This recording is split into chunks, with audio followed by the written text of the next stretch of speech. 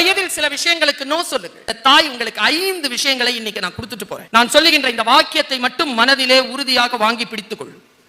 முதல் வாக்கியம் உன் மனதிலே நீ இருக்க எழுதி வைத்துக்கொள். முதல் வாக்கியம், இந்த பிரபஞ்சத்தில் நாம் எதை செய்தாலும் அது நமக்கே திரும்பி வரும். நல்ல சொல்றேன் பாரு இந்த வார்த்தையை.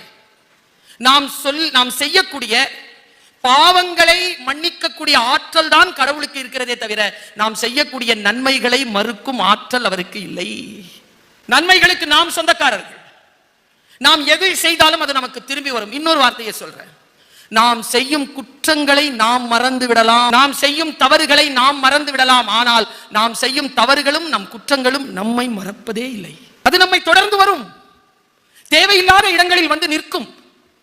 இப்ப நீ எதுக்கு இங்க வந்த அப்படின்னா அது வந்து நிற்கும். நீ தானே கூட வச்சிட்டு இருந்த, அப்ப கழட்டி விட்ட, இப்ப வந்து நிக்கிறேன்னு வந்து நிற்கும். பிரபஞ்சத்தில் நீ எதை செய்தாலும் அது உனக்கு திரும்ப வரும். முதல் விதி, நீ எதை செய்தாலும் இந்த பிரபஞ்சம் அது உனக்கு திருப்பி தரும். நம்பர் 1 விதி. நம்பர் 2, வாழ்வில் எதுவும் அதுவாகவே நடப்பதில்லை. நமக்கு தேவையானதை நாம் தான் நடத்தி கொள்ள வேண்டும். அதுவா நடந்துரும்னா நடக்காது. ஸ்ட்ராட்டஜி என்ன தெரியுமா? நீ ஜெயிச்சுட்டே போறதுதான். 2 மார்க்கா இருந்தாலும் ஜெயிச்சுட்டே போ. இந்த உலகத்தில் எதுவும் தானாக நடக்காது, நீ தான் அதை நடத்தி காட்ட வேண்டும். 2வது விதி. 3வது விதி, சிலவற்றை ஏற்றுக்கொள்.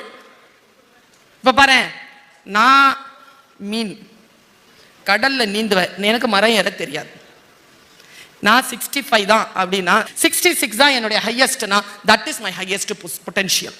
அதை நான் ஹிட் பண்ணிட்டு தான் போவேன்.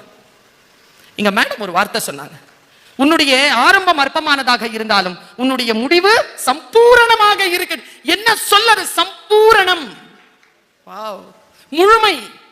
66 தான் உன்னுடைய முழுமை. நான் 66 அப்படிங்கிற நான் உனக்கு 98 காம்படிஷனே கிடையாது. அட் த மேக்ஸிமம் நான் 71 வாங்கினேன், அவ்வளவுதான் என்னுடைய கெபாசிட்டி. ஆனா யூனிவர்சிட்டியில 71ங்கிறது அந்த டைம்ல அதுதான் யூனிவர்சிட்டி ரேங்க். யூனிவர்சிட்டி ரேங்க் வாங்கினேன் நானா 71 தான். என்னுடைய ஹையஸ்ட் என்ன இருக்குதோ அந்த ஹையஸ்ட நீ அந்த பொட்டன்ஷியலை தொடு என்கிறேன். சிலவற்றை ஏற்றுக்கொள். மற்றவர்களை பார்த்து இப்படித்தான் இருக்க வேண்டும் அப்படித்தான் இருக்க வேண்டும் என்று கருதாதே. சில விஷயங்களை ஏற்றுக்கொள். உனக்கான வாழ்க்கை எதுவாக இருக்கிறது என்று நீ தேர்ந்தெடுக்கிறாயோ அதில் நீ சந்தோஷமாக இருப்பாய். அதை முழுமையாக எடு, சம்பூரணமாக எடு. எங்க வேதத்தில் சொல்லப்பட்டு, குரான்ல சொல்லப்பட்டிருக்க வார்த்தை, உள்நுழைவு எப்படி வேண்டுமானாலும் இருக்கலாம், வெளியில் நீ செல்லுகின்ற பொழுது அது மிக மரியாதைக்குரியதாக இருக்க வேண்டும். அதே சொல்லி இருக்கு மேடம் குரான்ல, மிக மிக மரியாதை. நீ இந்த ஸ்கூல்ல எப்படி உள்ள ஜாயின் பண்ணனே எனக்கு தெரியாது, but the exit must be historical. Sign பண்ணிட்டு போ. நான் அறிவாளி, நான் புத்திசாலி, நான் ஃபர்ஸ்ட் சொல்லிட்டே இருக்கிறதா?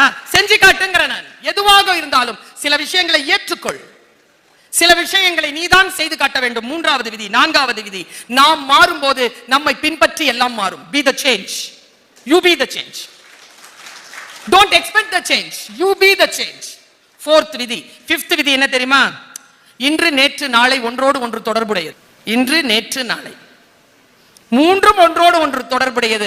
அதனால் மிக மிக கவனமாக உன்னுடைய வாழ்நாட்களை வாழ்.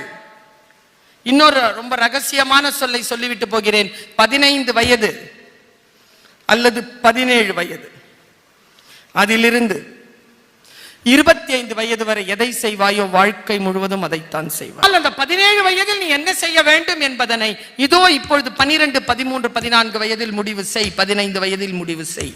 This is your age. இந்த வயதில் சில முடிவுகளை மிக ஆழமாக எடுக்காத. Learn. நான் ஒன்னு சொல்றேன்ப்பா, மனசால சொல்றேன், எந்த ஒரு ப்ரிப்பரேஷனும் இல்லாம சொல்றேன். பிரபஞ்சம் இருக்குல்ல, அது ரொம்ப அழகா இயங்கிக்கிட்டு இருக்கு. ஆழ் மனசுல நீ என்ன நினைக்கிறியோ அது உனக்கு வந்துரும், உன்கிட்ட வந்துரும். ரூமி சொல்கிறான் இதை, நீ எதை தேடிக்கொண்டிருக்கிறாயோ அது உன்னை தேடுகிறது. இதை இந்த மாதிரி பசங்கிட்ட சொல்லிட்டேனா மேடம்? ஒருத்தர் எழுந்திரிச்சு கேட்குறான், நிஜமாவா மேடம்? நான் என்ன தேடுகிறேனோ அதுவும் என்னை தேடுகிறதா? டேய், நான் சொல்ல வந்தது வேற, நீ ஏண்டா இங்க போய் சிக்கிக்கிற? நீ எதை தேடினாலும் அது உன்னை தேடும். நீ காமத்தை தேடுகிறாயா, காமம் உன்னை தேடும். நீ காதலை தேடுகிறாயா, காதல் உன்னை தேடும். நீ வெற்றியை தேடுகிறாயா, வெற்றி உன்னை தேடும். நீ சம்பாத்தியத்தை தேடுகிறாயா, சம்பாத்தியம் உன்னை தேடும். நீ அரசியல் தலைவராக வர வேண்டும், அதிகாரத்தை கையில் பிடிக்க வேண்டும் நினைக்கிறாயா, அதுவும் உன்னை தேடிக்கொண்டிருக்கிறோம். எது நீ தேடுகிறாயோ அது உன்னை தேடும். எது வேண்டும் எது வேண்டாம் என்று நீ முடிவு செய். இந்த வயதில் முடிவு செய்தால்தான் 40-50 ஆண்டுகளில் நீ இந்த உலகத்தை ஜெயிக்கக்கூடிய ஆளாக வர முடியும். நீ முடிவு செய்கிறாயா? எங்கே எல்லாம் சிக்கிக் கொள்கிறாய், எவ்வளவு தவறுகளை செய்கிறாய், அந்த தவறுகளை குறைத்துக்கொள். நான் இப்படி சொல்றேன் பார், எனக்கு ரொம்ப பிடித்தமான ஒரு பாட்டு. எனக்கு நான் சின்ன வயசுல ரொம்ப வறுமை, கடுமையான வறுமை, சொல்ல முடியாத அளவுக்கு வறுமை. எங்க அம்மா அந்த ஒரு பாட்டை சொல்லி காட்டுவாங்க. திருடாதே பாப்பா திருடாதே. அடுத்த வார்த்தை ரொம்ப முக்கியம். வெறும் ஜோக்ல கடந்து போறது இல்லை இந்த வார்த்தை எல்லாம். திருடாதே பாப்பா திருடாதே, வறுமை நிலைக்கு பயந்து விடாதே, திறமை இருக்கு மறந்து விடாதே. என்ன சொல்லது? அதுல அடுத்த சரணம் வரும் குழந்தைகளே, ரொம்ப முக்கியமா. இந்த தாயா, உங்க தாய் சொல்றாங்களான்னு எனக்கு தெரியாது. இப்ப இதெல்லாம் ஆசிரியர்கள் கண்டித்து விடுகிறார்கள். எல்லாருக்கும் கூகுள் டீச்சரை பிடிக்குது மேடம். ஏன் தெரியுமா? நீ தப்பா போயிட்டனா அது மறுபடியும் வேற வழி காட்டும், உன்னை திட்டவே திட்டாது. நீ எக்ஸிட் தப்பா எடுத்துட்டனா உடனே வேற எக்ஸிட்டை காட்டும். நான் சொல்றேன் அந்த கூகுள் டீச்சர் மாதிரி, சிந்தித்து பார்த்து செய்கையை மாத்து, சிந்தித்து பார்த்து செய்கையை மாத்து, சிறுசா இருக்கையில் திருத்திக்கோ, தவறு சிறுசா இருக்கையில் திருத்திக்கோ, தெரிஞ்சும் தெரியாம நடந்திருந்தா அது திரும்பவும் வராம பார்த்துக்கோ. அவ்வளவுதான். Very simple. Life is so simple. Don't make it complicated. But to understand the simplicity is not easy. It's very tough. If you understand the simplicity of the life, you taste the life of the simplicity.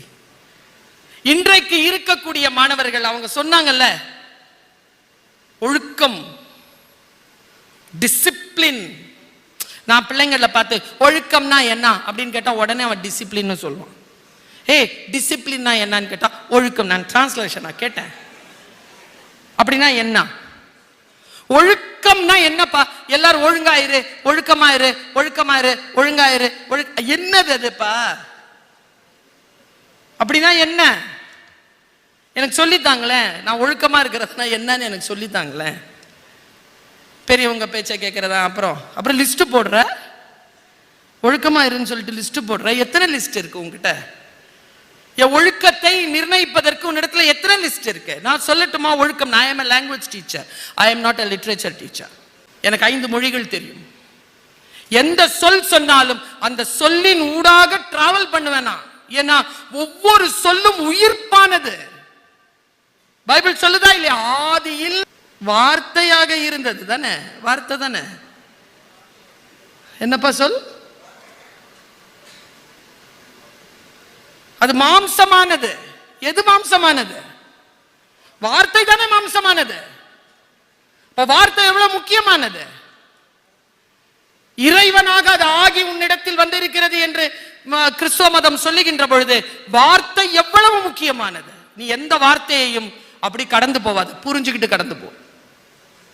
ஒழுக்கம்ங்கிற சொல்லுக்கு இன்னைக்கு விளக்கம் கொடுக்கிறேன் நான். Discipline என்று நீங்கள் சொல்கிறீர்கள் என்றால் அதனுடைய வேர் சொல் டிசைபிள். டிசைபிள் என்றால் கற்பவன், மாணவன். அப்போ எங்கிருந்து வருது அது? அப்போ நான் ஒழுக்கம் என்றால் கற்றல் அர்த்தம் குழந்தைகளை. Learning called discipline. ஒன்னும் இல்ல, ஐ am an academician. எதை நான் தொடர்ந்து கற்கிறேனோ பாரு, தமிழ்ல இதை விட அழகா சொல்லே இருக்காதுப்பா. ஒழுக்கம் ஒன்றிலே நீ தொடர்ந்து ஒழுகுவது. தண்ணீர் அப்படி கொட்டுது அப்படின்னா தொடர்ந்து நீ எதை கற்கிறாயோ அது உன் ஒழுக்கம். ஒரு திருடங்கிட்ட போய் வாட் இஸ் யுவர் டிசிப்ளின்னா திருடுறது. தொடர்ந்து அவன் அந்த ஒழுக்கத்தில் இருக்கிறான். அதனால் தான் வள்ளுவம் நல்லொழுக்கம் தீ ஒழுக்கம்னு சொல்லுது. செல்ஃப் டிசிப்ளின் ஒரு ஆங்கில வார்த்தையை சொல்லுகிறீர்கள். இல்லை, தமிழிலே நல்லொழுக்கம் என்கின்ற சொல் உண்டு, தீ ஒழுக்கம் என்ற சொல்லும் உண்டு. ஏனென்றால் தீமையில் அவன் அதை ஒழுகிக் கொண்டே இருக்கிறான், நான் நன்மையில் ஒழுகிக் கொண்டே இருக்கிறேன்.